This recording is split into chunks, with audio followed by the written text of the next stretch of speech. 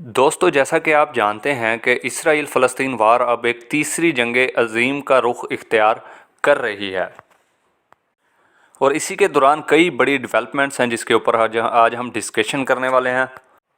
निहत्ते फ़लस्तीनी औरतों, बच्चों और मर्दों पर इसराइल की बमबारी के बाद, इसराइल के मज़ालिम और बर्बरियत के बाद कई ममालिक ऐसे हैं जिन्होंने मज़म्मत से आगे बढ़कर भी गैरत का मुजाहरा किया, जिनके अंदर अगर देखा जाए तो यमन सेर फ़हरिस्त है। और यमन ही ऐसा वाहिद मुल्क है जिसने इसके मुकाबले में अमली इक़दाम जो है वो उठाया है। बाकी देखा जाए तो लोग जो हैं वो मज़म्मत से आगे बढ़ ही नहीं रहे, लेकिन यमन एक ऐसा वाहिद मुल्क है जिसने अमली इक़दाम उठाया है इसराइल के ख़िलाफ़। अब ये इक़दाम क्या था? ये इक़दाम ये था कि रेड सी को पूरी तरह ब्लॉक कर देना।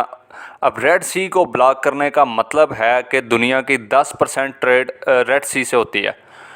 तो रेड सी को अगर ब्लॉक कर दिया जाए तो दुनिया की ट्रेड मुतासर होती है। इसराइल की ट्रेड तो मुतासर होती ही होती है, क्योंकि रेड सी के लास्ट पर जाके जो है वो इसराइल है, और इसराइल की भी ज़्यादातर ट्रेड रेड सी के थ्रू ही होती है। जो कि एशिया से जाने वाला सामान इसराइल तक पहुंचता है वो रेड सी के थ्रू ही होके जाता है। अच्छा, अगर रेड सी को बंद कर दिया जाए तो फिर इसका जो मुतबादिल रूट है वो इससे 10 गुना ज़्यादा कॉस्टली पड़ता है, जिसमें पूरे बरे आज़म का चक्कर लगा के ऊपर से जाके जो है वो इसराइल तक पहुंचता है। अगर मिसाल के तौर पे एक चीज़ इसराइल में रेड सी के थ्रू 10 रुपए में कॉस्ट में पड़ रही है, तो वो अगर उसके मुतबादल रूट से लेके जाएंगे तो वो एटलीस्ट कम अज़ कम भी वो 80 रुपए की पड़ेगी इसराइल को। तो आप सोच सकते हैं कि ये कितना बड़ा धचका है इसराइल के लिए। इसी के चलते यमन ने ऐलान किया था कि कोई भी शिप इसराइल के लिए काम कर रहा है या इसराइल के लिए कोई एक सुई भी लेकर जा रहा है तो हम उस पर हमला करेंगे। और ये सिर्फ धमकी नहीं थी, बल्कि यमन ने यह करके दिखाया। एक से ज़्यादा शिप्स को यमन ने यरगमाल किया। यमन ने उन्हें कब्ज़ा करके जो है वो किडनैप करके अपने पास लेके गए शिप को। उसके अलावा कई शिप्स को उन्होंने वार्निंग्स जारी की, जो शिप्स नहीं मना हुए अमेरिका के कहने पे। अच्छा, होता ऐसा था कि अमेरिका ने शिपिंग कंपनीज़ को कहा था कि आप रेड सी के अंदर इंटर हों, कोई इशू नहीं है। अगर कोई मसला हो या यमन धमकी दे या यमन मिसाइल वगैरह मारे तो आप हमें बताएं। कई शिप्स ने ऐसा ही किया। एक शिप को यमन की तरफ से वार्निंग जारी हुई कि आप यहाँ से वापस चले जाएं, क्योंकि आप इसराइल के लिए सामान लेकर जा रहे हैं।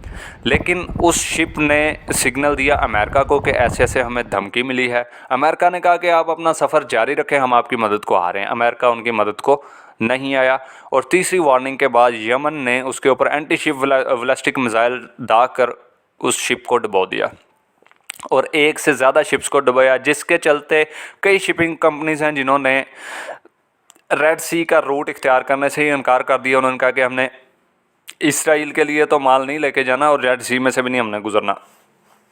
इसके चलते अमेरिका ने यमन को धमकी दी कि हम यमन पर हमला कर देंगे। लेकिन यमन वाले क्या कहते हैं? यमन वाले कहते हैं कि सर वेलकम, आप आएँ, हमला करें, हम आपके लिए बैठे हैं। फिर एक बार अमेरिका ने अपना पूरा बहरी बेड़ा डिस्ट्रॉयर्स के साथ एयरक्राफ्ट कैरियर एक बार रेड सी में उतार दिया। उसके बाद क्या हुआ? एक बार यमन को वार्निंग दे के उन्होंने अपना एयरक्राफ्ट कैरियर वापस मंगवा लिया। अब इसकी क्या वजह थी? अमेरिका ने अपना एयरक्राफ्ट कैरियर इसलिए वापस बुलाया कि वो एक वाहिद शिप है दुनिया का सबसे बड़ा एयरक्राफ्ट कैरियर, जिसकी धाक पूरी दुनिया में बैठी हुई है कि ओहो जी अमेरिका का बहरी बेड़ा आ गया, वो ये कर देगा वो कर देगा। अब अमेरिका को सर डर पड़ गया कि अगर यमन के साथ जंग शुरू होती है, यमन आसरा तो कर नहीं रहा, वो डर तो रहा नहीं है, हमले तो वो कर रहा है, वो कहता है अमेरिका जंग करे हमारे साथ, हम नहीं डरते। तो इस सूरत के अंदर अगर यमन किसी भी तरीके इनका एयरक्राफ्ट कैरियर जो है वो तबाह करने में कामयाब हो जाता है, तो आपको पता है कि ये दुनिया के लिए कितना बड़ा झटका है। अमेरिका के लिए ख़ासकर इतना बड़ा झटका है कि जिस चीज़ के सर पे वो इतना यानी कि आकड़ दिखाता है दुनिया को कि मेरा एयरक्राफ्ट कैरियर, मेरा बेड़ा, अगर वही एयरक्राफ्ट कैरियर यमन जैसा छोटा सा मुल्क जो अमेरिका के 1% में भी नहीं आता। अगर वो मुल्क तबाह कर देता है उसका एयरक्राफ्ट कैरियर, तो आप सोच सकते हैं कि ये अमेरिका के लिए तो डूब मरने का मुकाम है, जिसकी वजह से उसने अपना एयरक्राफ्ट कैरियर वापस बुला लिया। जो मर्जी कहे अब अमेरिका, ठीक है, अमेरिका जो मर्जी कहता रहे, उससे कोई फ़र्क नहीं पड़ता कि जी ये हो गया था, वो हो गया था, हमने इसलिए वापस बुलाया। पर नहीं, ये यमन का डर है कि देखें, मेरी बात सुने, एक सिर्फ बैठ के बातें करना कि जी मैं ये कर दूंगा, वो कर दूंगा, तबाह कर दूंगा, कब्ज़ा कर लूँगा, ये एक अलग चीज़ है, ठीक है। लेकिन एक्चुअली उस चीज़ को अप्लाई करना, देखें जब जंग शुरू होती है ना, तो दोनों साइडों का नुकसान होता है। ये आप छोड़ दें कि एक मुल्क सुपर पावर है, जितना तक देखें रशिया था एक छोटा सा मुल्क, अफ़गानिस्तान, ठीक है, अफ़गानिस्तान की आप तारीख़ देख लें। अफ़गानिस्तान को कहा जाता है the graveyard of the empires, ठीक है, बड़ी बड़ी एम्पायर्स का कब्रस्तान है। जिस बड़ी सुपर पावर ने अफ़गानिस्तान के ऊपर हमला करने की कोशिश की है वो टूट गई है। पहले रूस आया अफ़गानिस्तान में, रूस का हाल आप देखें, जान छुड़वानी मुश्किल होगी रूस को। फिर अमेरिका आया अफ़गानिस्तान में, ये वही सुपर पावर है जो कहता है कि मैं यमन पे हमला कर दूंगा, मैं ये कर दूंगा, वो कर दूंगा। इसका ट्रेलर हम पहले देख चुके हैं अमेरिका का। यहाँ पे अफ़गानिस्तान में उसने इतना जुल्म किया, इतना जुल्म किया कि आप सोच नहीं सकते। इंसानों को इन्होंने बमबारी कर करके गाजर मूली की तरह काटा इन्होंने इंसानों को, ये बंदों को ये और मैं आपको एक बात क्लियर करता चलूँ, ये वही लोग हैं जो कि इंसाफ और अमन के अलमबरदार बनते हैं, और सबसे पहले फसाद डलवाने में यही ममालिक आगे आगे होते हैं। अमेरिका, बरतानिया और यूरोपियन यूनियन के जितने भी ममालिक हैं। अभी यूरोपियन यूनियन के काफ़ी ममालिक तो पीछे हट चुके हैं पहले हाल देख के ना, जैसे इन्होंने मिल के अफ़गानिस्तान पर हमला किया, कुछ नहीं बना इन्हें, ज़लालत के सिवा इनके हाथ कुछ भी नहीं आया, ठीक है। इराक़ पर हमला किया, उसके बाद अब ये यमन पर हमला करने जा रहे हैं। तो काफ़ी सारे ममालिक ने, पहली बात तो आप ये समझें कि ये नेटो के 10 मुल्कों ने मिल के हमला नहीं किया जो यमन पर किया। रात का पहला हमला जो है फाइटर जेट्स ने किया यमन पे, उसके बाद उसकी अगली रात जो है इनके डिस्ट्रॉयर्स ने मिसाइल दागे यमन के ऊपर, ठीक है। यमन के 3 बड़े शहरों के अंदर यमन की जो मिलिट्री बेसिस थे उनके ऊपर मिसाइल दागे। उसके बाद यमन ने थोड़ी सी तहकीक करने के बाद यमन ने कहा कि हम इसका बदला ज़रूर लेंगे, और बाकायदा जो है ऐलान जंग यमन ने कर दिया, ठीक है। यमन ने अपने ड्रोन बोट्स भेज के इनका एक डिस्ट्रॉयर तबाह किया, और इनके वारशिप्स पे जो है एंटी शिप बैलिस्टिक मिसाइल्स दागे और इनका बेड़ा गर्क किया। अभी भी अमेरिका जो है वो खुल के हमला नहीं कर रहा, इन्हें डर पड़ा हुआ है। ये 10 नेटो के ममालिक नहीं है, याद रखें, ये सिर्फ अमेरिका और बरतानिया है जो यमन पे हमला कर रहे हैं। बाकी ममालिक की अभी तक हिम्मत नहीं पड़ी कि वो इस जंग में कूदें। और आपको पता होना चाहिए कि ये यमन को पीछे से बैक कौन कर रहा है। यमन के पीछे खड़ा हुआ है ईरान, ठीक है। ईरान को जो है वो बैक कर रहा है चाइना और रूस, ठीक है। आपका क्या ख्याल है कि चाइना कोई छोटी मोटी पावर है? चाइना आपको देखें कि डायरेक्टली कभी भी किसी जंग में नहीं कूदता, ना आपने कभी देखा होगा कि चाइना किसी जंग में कूदा है, लेकिन वो सपोर्ट करता है चाइना। रशिया से आप कुछ भी एक्सपेक्ट कर सकते हैं, क्योंकि रशिया ने बेलारूस के अंदर यूरोप की तरफ करके न्यूक्लियर मिसाइल्स फिट किए हुए हैं। इसका मतलब क्या है? इसका मतलब यही है कि रशिया जब चाहेगा यूरोप के ऊपर हमला कर देगा। इस वजह से यूरोप इस टाइम रशिया के शिकंजे के अंदर है, ठीक है। अगर रशिया उनका गैस बंद करता है, तेल बंद करता है, तो यूरोप तो सर्दी में मर जाएगा। इस वजह से कई यूरोपियन ममालिक हैं, यानी कि मुल्क हैं, जिन्हें अकल आ गई है कि हमने जंग में नहीं कूदना, ठीक है। लेकिन अब अमेरिका आपको पता है 7 समंदर पार बैठा हुआ है, उसका काम है सिर्फ फसाद डलवाना।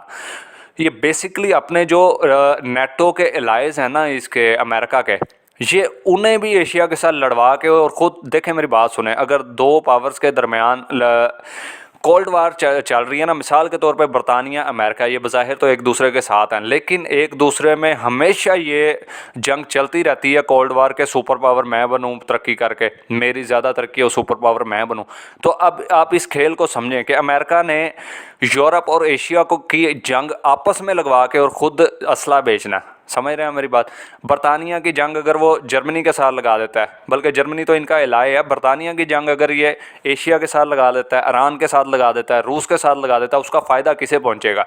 उसका फ़ायदा अमेरिका को पहुंचेगा, क्योंकि 2 बड़ी ताकतों को आपस में लड़वा के दोनों को कमज़ोर करके अमेरिका खुद ताकतवर होता जाएगा। बीच में से एक को वो असला भी बेच रहा है, ठीक है, तो उसकी मईशत वैसे ही गिरती जाएगी। एक तो जंग की वजह से गिरेगी उसकी मईशत, दूसरा अमेरिका अपना असला बेच के ख़ुद को स्ट्रॉन्ग करता जाएगा। और बात रहेगी इसराइल की, तो इसराइल वैसे ही अमेरिका का बाप है। बेसिकली देखा जाए तो यही यहूदी लोग ही हैं ना जो चला रहे हैं, पूरे अमेरिका को चला रहे हैं और पूरी दुनिया को बल्कि चला रहे हैं। और ये वर्ल्ड वार को मुसल्लत करके पूरी दुनिया पे, पूरी दुनिया को कमज़ोर करके, और आप देखें, आप तो कहते हैं ना कि इसराइल फतह हो जाएगा, इसराइल फतह हो जाएगा। ये आप इस चीज़ से डरें कि इसराइल आगे लबनान के भी कुछ इलाकों में कब्जा ना कर जाए गज़ा के साथ साथ। आप देखें कि गज़ा की 1% आबादी उन्होंने उड़ा दिया। ऐसा तो यार अफ़गानिस्तान में भी नहीं हुआ था जो हाल जो ये इसराइल वाले और अमेरिका वाले मिलके फ़लस्तीन पे जो जुल्म कर रहे हैं।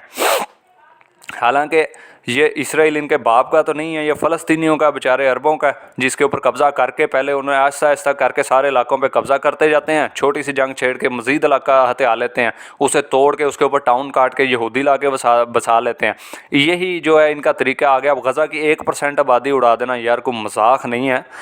23 से 24 हज़ार के करीब लोगों को शहीद कर देना, दुनिया तारीख में मेरा ख्याल है कि इतना जुल्म और बर्बरियत नहीं हुई आम शहरियों को। भाई अगर तुम इतने ही बड़े सुपर पावर हो तो हमास क्यों नहीं संभाला जा रहा तुमसे? हमास को ये नहीं संभाल पा रहे और गरीब लोगों को मार रहे हैं। तो आपको और मुझे खुदा ताला इस जंग के शर से महफूज रखे, क्योंकि अब याद रखें कि ये वो वाली जंग तो है नहीं कि नेज़े तलवारें और तीर चलनी हैं। अब तो न्यूक्लियर चलना, ठीक है। तकरीबन हर मुल्क के पास, समझ लें कि हर बड़ी ताकत के पास न्यूक्लियर मिसाइल है, और वो आसरा नहीं करता है, मिनट लगता है कि जो है रशिया ने अब बेलारूस के अंदर न्यूक्लियर मिसाइल फिट कर दिए हैं। चाइना ने जो है 3 साल पहले हाइपरसोनिक मिसाइल का तजर्बा किया, जिसने पूरी दुनिया का चक्कर लगा के चाइना में आके अपने हदफ को निशाना बनाया। और 3 महीने बाद उसने, चाइना ने रिवील किया कि हमने एक मिसाइल लॉन्च किया था जिसने पूरी दुनिया का चक्कर लगाया। और बरतानिया का बयान आया कि ये दुनिया के लिए लम्हा फ़िक्र किया है, क्योंकि हर मुल्क के ऊपर से स्पेस के अंदर से वो मिसाइल गुजर के गया और किसी के रडार पर नहीं आया, किसी एक मुल्क का रडार नहीं उसे पकड़ पाया। तो इस लेवल के आजकल मिसाइल हैं जिसे आयरन डोम छोड़ के आयरन डोम का बाप भी नहीं पकड़ सकता। और टेक्नोलॉजी एक दूसरे से ऊपर, आप ये नहीं कह सकते कि चाइना के पास है तो अमेरिका के पास नहीं है। ये चाइना के पास भी हैं ऐसे मिसाइल, अमेरिका के पास भी हैं, रूस के पास भी हैं, और काफ़ी सारे ममालिक के पास जो ऐसे मिसाइल हैं जो कि रडार पर नहीं आते। ब्लास्टिक मिसाइल, क्रूज़ मिसाइल और कई किस्म के मिसाइल्स हैं जो कि हाइपरसोनिक टेक्नोलॉजी से जो है वो लेस हैं, ठीक है। आवाज़ की रफ़्तार से 10 गुना ज़्यादा उनकी रफ़्तार है, और वो रडार पर तो बिल्कुल भी नहीं आते। तो हमें देखना चाहिए कि दुनिया किस तरफ जा रही है, और खुदा ताला हर किसी को अपने हिफ्ज़ व मान में रखे। और हमारी दुआ ये है कि तीसरी जंग अज़ीम ना शुरू हो, और शुरू करने वाला अमेरिका है। और एक बात मैं आपको बता दूं, इस बार जो टेक्नोलॉजी है ना, आमने सामने की लड़ाई नहीं होनी, इस बार तो मिसाइल से लड़ाई होनी है। तो अगर अमेरिका मिडल ईस्ट के ऊपर ये इस जंग को मुसल्लत करके चाइना और रशिया के दरवाजे तक लेके जाता है तो बचना अमेरिका का भी कुछ नहीं है। ये बात आप ज़हन में रखें।